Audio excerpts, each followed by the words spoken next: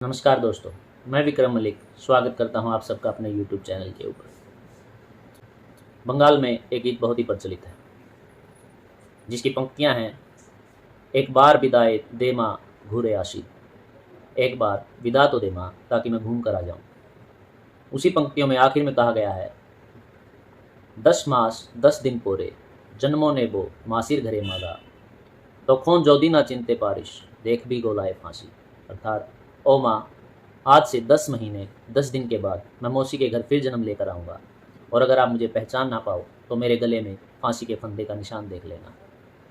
ये पंक्तियाँ किसी और की नहीं, ये पंक्तियाँ हैं देश के सबसे युवा क्रांतिकारी की, देश के सबसे युवा स्वतंत्रता सेनानी जिनको अंग्रेजी शासन में फांसी दे दी गई। आज चर्चा करेंगे खुदीराम बोस और उनके साथी प्रफुल्ल चाकी की, जिन्होंने देश के लिए सर्वोच्च बलिदान दिया। 19 जुलाई 1905 को जैसे ही लॉर्ड कर्जन ने बंगाल विभाजन का फैसला किया, बंगाल ही नहीं पूरे भारत के लोगों के मन में अंग्रेज़ों के खिलाफ आक्रोश भड़क गया। हर जगह विरोध मार्च, विदेशी सामान के बहिष्कार और अखबारों में अंग्रेज़ों के खिलाफ लेखों की एक तरह से बाढ़ आ गई। उसी ज़माने में स्वामी विवेकानंद के भाई भूपेंद्र नाथ दत्त ने जुगांतर अखबार में एक लेख लिखा कि जिसे सरकार ने राजद्रोह माना। कलकत्ता प्रेसिडेंसी के मजिस्ट्रेट डगलस किंग्सफोर्ड ने न सिर्फ प्रेस को जब्त करने का आदेश दिया, बल्कि भूपेंद्र नाथ दत्त को ये लेख लिखने के आरोप में 1 साल कैद की सज़ा सुनाई। इस फैसले ने अंग्रेज़ों के खिलाफ विद्रोह में आग में घी का काम किया। यही नहीं, किंग्सफोर्ड ने वंदे मातरम का नारा बुलंद करने वाले एक 15 वर्षीय बालक को 15 बेंत लगाने की कठोर सज़ा सुना दी। इसके बाद 6 दिसंबर 1907 की रात को मिदनापुर जिले में नारायणगढ़ के पास बंगाल के लेफ्टिनेंट गवर्नर एंड्रयू फ्रेजर की ट्रेन को बम से उड़ाने की कोशिश हुई। कुछ दिनों बाद चंदरनागौर में लेफ्टिनेंट गवर्नर की ट्रेन को उड़ाने का एक और प्रयास किया गया, जिसमें बरिंदर घोष, उलास्कर दत्त और प्रफुल्ल चाकी शामिल थे। 1906 में मिदानपुर में एक मेले का आयोजन किया गया। सत्येंद्र नाथ बोस ने वंदे मातरम शीर्षक से अंग्रेजी शासन का विरोध करते हुए एक पर्चा छपवाया था। खुदीराम बोस को मेले में इस पर्चे के वितरण की जिम्मेदारी सौंपी गई। वहाँ एक अंग्रेज़ों के पिट्ठू हुआ करते थे, रामचरण सेन। उन्होंने उनको शासन विरोधी पर्चा बांटते हुए देख लिया। उन्होंने इसकी सूचना वहाँ तैनात एक सिपाही को दे दी। पुलिस के एक सिपाही ने खुदीराम को पकड़ने का प्रयास किया। खुदीराम ने उस सिपाही के मुंह पर एक घूंसा जड़ दिया। तभी दूसरे पुलिस वाले वहाँ पहुँच गए। उन सब ने मिलकर खुदीराम बोस को पकड़ लिया। लक्ष्मेंद्र चोपड़ा खुदीराम बोस की जीवनी में लिखते हैं कि सत्येंद्र नाथ भी उसी मेले में घूम रहे थे। उन्होंने सिपाहियों को झिड़कते हुए कहा, अपने डिप्टी मजिस्ट्रेट के लड़के को क्यों पकड़ा है? ये सुनते ही सिपाहियों के होश उड़ गए। जैसे ही सिपाहियों की पकड़ थोड़ी ढीली हुई, खुदीराम बोस वहाँ से गायब हो गए। बाद में वेस्टर्न की अदालत में सत्येंद्र नाथ पर पुलिस को भ्रमित करने के आरोप में मुकदमा चला, लेकिन ये मुकदमा उन पर साबित नहीं हो पाया। वेस्टर्न ने अपना फैसला इस तरह लिखा कि अप्रैल 1906 में सत्येंद्र को अध्यापक पद से निलंबित कर दिया गया। 8 अप्रैल 1908 को 17 वर्षीय खुदीराम बोस और प्रफुल्ल चाकी को डगलस किंग्सफोर्ड की हत्या का दायित्व सौंपा गया। इससे पहले क्रांतिकारियों ने किंग्सफोर्ड को एक पार्सल बम भेजकर मारने की कोशिश की थी, लेकिन वो पार्सल उन्होंने नहीं खोला। पार्सल खोलते हुए एक अन्य कर्मचारी घायल हो गया। इस बीच क्रांतिकारियों की गतिविधियों से डरकर किंग्सफोर्ड ने अपना तबादला बंगाल से दूर बिहार के मुजफ्फरनगर में करवा लिया।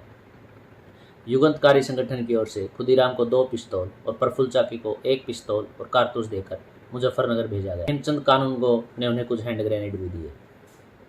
लक्ष्मेंद्र चोपड़ा खुदीराम बोस की जीवनी में लिखते हैं, 18 अप्रैल 1908 को खुदीराम बोस और प्रफुल्ल चाकी अपने मिशन पर मुजफ्फरनगर पहुंच गए। वहां दोनों वीर मोती झील क्षेत्र में एक धर्मशाला में ठहरे। दोनों युवाओं ने बारीकी से किंग्सफोर्ड के आवास और उनकी दिनचर्या का अध्ययन करना शुरू किया। तब तक पुलिस के गुप्तचरों को इस योजना की कुछ भनक लग गई थी। उन्होंने किंग्सफोर्ड को सचेत करते हुए उसकी सुरक्षा बढ़ा दी। खुदीराम और प्रफुल्ल चाकी को इस बात का अंदाज़ा हो गया था कि किंग्सफोर्ड हर रात विक्टोरिया बग्गी में अपनी पत्नी के साथ स्टेशन क्लब आते हैं। उन्होंने योजना बनाई कि क्लब से वापसी के समय किंग्सफोर्ड की बग्गी पर बम फेंक कर उनकी हत्या कर दी जाएगी। उस जमाने में मुजफ्फरनगर के स्टेशन क्लब में शाम को बहुत रौनक हुआ करती थी। वहाँ हर शाम ब्रिटिश अधिकारी और ऊंचे पदों पर काम करने वाले भारतीय जमा होकर पार्टी करते थे और इंडोर गेम्स खेला करते थे। लेकिन कलकत्ता की तुलना में मुजफ्फरनगर की शामें जल्दी ख़त्म हो जाया करती थी। उस दिन किंग्सफोर्ड अंग्रेज़ बैरिस्टर प्रिंगल कैनेडी की पत्नी और बेटी के साथ ब्रिज खेल रहे थे। 30 अप्रैल 1908 की शाम 8:30 बजे जब खेल खत्म हुआ तो 2 अंग्रेजी महिलाएं श्रीमती कैनेडी और ग्रेस कैनेडी घोड़े की बग्गी पर सवार हुई। ये बग्गी किंग्सफोर्ड की बग्गी से बहुत कुछ मिलती जुलती थी। दूसरी बग्गी में किंग्सफोर्ड और उनकी पत्नी सवार हुए। इन महिलाओं ने वही सड़क ली जो किंग्सफोर्ड के घर के सामने से होकर जाती है। नूरुल होदा अपनी किताब द अलीपुर बॉम्ब केस में लिखते हैं, वो अंधेरी रात थी जब बग्गी किंग्सफोर्ड के घर के अहाते के पूर्वी गेट पर पहुंची तो सड़क के दक्षिण छोर पर छिपे हुए 2 लोग उसकी तरफ दौड़े। उन्होंने बग्गी के अंदर बम फेंक दिया। बग्गी के परकच्चे उड़ गए और उसमें सवार 2 महिलाओं को गंभीर चोटें लगी। बग्गी का सही संगत दोसाद, जो कि बग्गी के पीछे फुटबोर्ड पर खड़ा था, घायल होकर नीचे गिर गया और बेहोश हो गया। घायल लोगों को किंग्सफोर्ड के घर के लाया गया। ग्रेस कैनेडी की 1 घंटे के अंदर मौत हो गई, जबकि श्रीमती कैनेडी अगले 24 घंटों तक जिंदगी और मौत के बीच झूलती रही। 2 मई को उनकी भी मौत हो गई। घटना के रिकॉर्ड में कहा गया है कि बम का धमाका इतना तेज नहीं था, लेकिन उसको इतने अचूक निशाने के साथ फेंका गया था कि अगर हत्यारों से निशाना लेने में 1 फुट की भी गलती हो जाती तो 2 में से कम एक महिला को बचाया जा सकता था। जब कलकत्ता पुलिस ने किंग्सफोर्ड के संभावित हत्या के बारे में आगाह किया तो उनकी सुरक्षा के लिए 2 पुलिसकर्मियों तहसीलदार खां और फयाजुद्दीन को तैनात किया गया था। 30 अप्रैल की शाम इन दोनों पुलिसकर्मियों को स्टेशन क्लब और किंग्सफोर्ड के घर के बीच गश्त लगाने की जिम्मेदारी दी गई थी। 8:30 बजे 19 पुलिसकर्मियों ने किंग्सफोर्ड के घर के बाहर धमाका सुना था और वहां से 2 लोगों को दक्षिण की तरफ भागते हुए देखा था, लेकिन वो 2 लोग अंधेरे में खो गए थे। खुदीराम बोस और प्रफुल्ल चाकी वहां से भाग तो निकले, लेकिन जल्दबाजी में खुदीराम के जूते वहीं रह गए। घटना के बाद जिला के पुलिस अधीक्षक ने मुजफ्फरनगर में मोकामा और बांकीपुर की दिशा में इन लोगों को पकड़ने के लिए कई पुलिसकर्मियों को रवाना किया।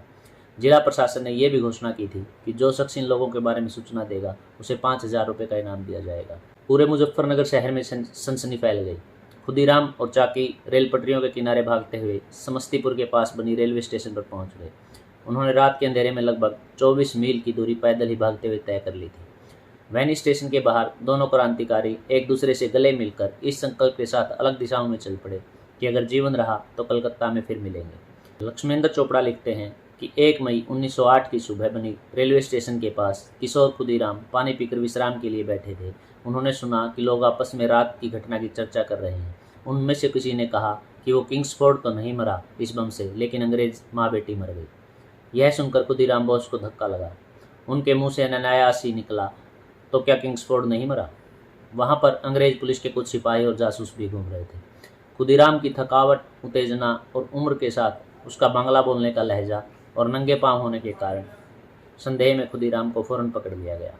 जब उन्हें पकड़ा जा रहा था उस वक्त उनके कपड़ों से एक रिवॉल्वर नीचे गिर गया। उन्होंने फायर करने की मंशा से तुरंत एक छोटा लोडेड रिवॉल्वर निकाला।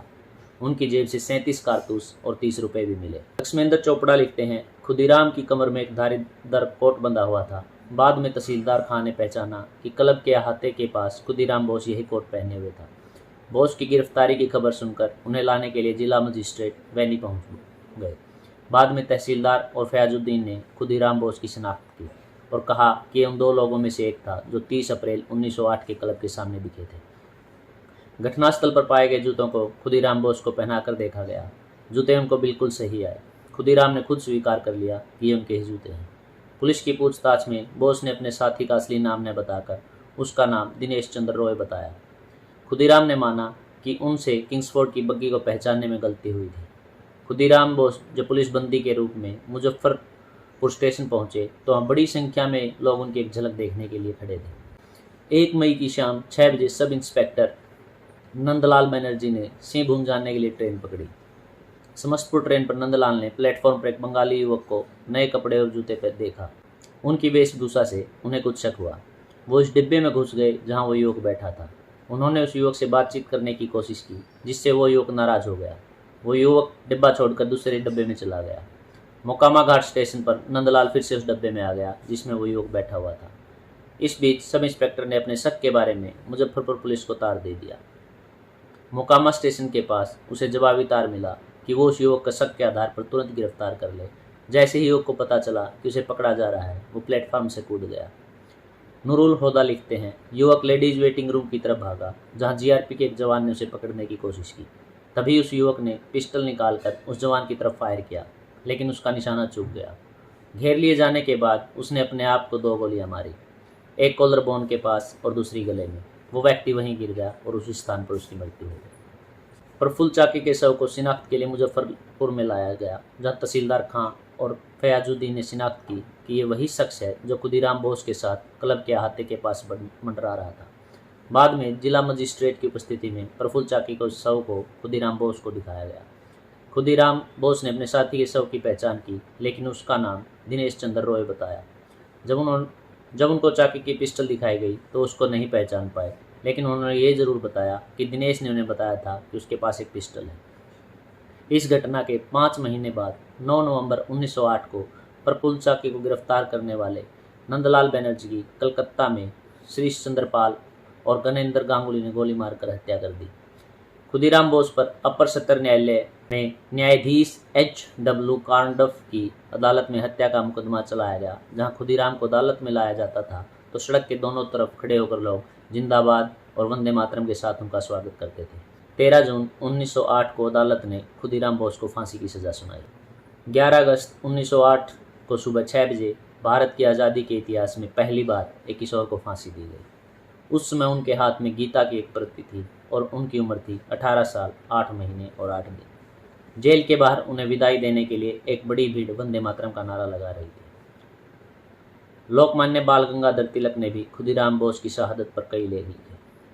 पुणे से प्रकाशित मराठा के 10 मई 1908 के अंक में उन्होंने लिखा, यह चरम प्रतिवाद को साकार रूप में प्रस्तुत करने के लिए चरम विद्रोह का मार्ग है और इसके लिए अंग्रेज सरकार ही जिम्मेदार है। पूरे देश में खुदीराम बोस के चित्र बांटे गए। अपने एक व्याख्यान में साहित्यकार बालकृष्ण भट्ट को खुदीराम बोस को श्रद्धांजलि देने के आरोप में अध्यापक की अपनी नौकरी भी छोड़नी पड़ी। खुदीराम बोस के एक चित्र को मुंशी प्रेमचंद ने अपने अध्ययन कक्ष की दीवार पर स्थान भी दिया था।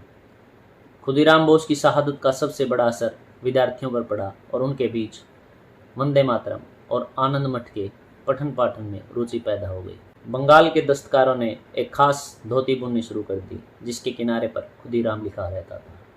पीतम्बर दास ने उनके सम्मान में एक गीत लिखा जो आज भी बंगाल के घर घर में गाया जाता है। ये गीत है, एक बार विदाई दे माँ घुरे आसी, अर्थात एक बार विदा तो दे माँ ताकि मैं घूमकर फिर से आ जाऊं। इस गीत की आखिरी पंक्तियों में लिखा है, 10 मास 10 दिन दिए परो जन्मों ने बो माशिर घरे मागो तो खोन जो दीना चिंते पारिश देख भी गोले फांसी, अर्थात ओ माँ, आज से 10 महीने 10 दिन के बाद मैं मौसी के घर फिर जन्म लेकर लौटूंगा। अगर मुझे पहचान न पाओ तो मेरे गले में फांसी के फंदे का निशान देख लेना, पहचान जाओ। ऐसे ही लाखों नौजवानों की और स्वतंत्रता सेनानियों की शहादत से हमें आज़ादी मिली है। इस आज़ादी का सम्मान कीजिए। आप हमारे चैनल को सब्सक्राइब कर दीजिए और जुड़े रहिए हमारे साथ। धन्यवाद।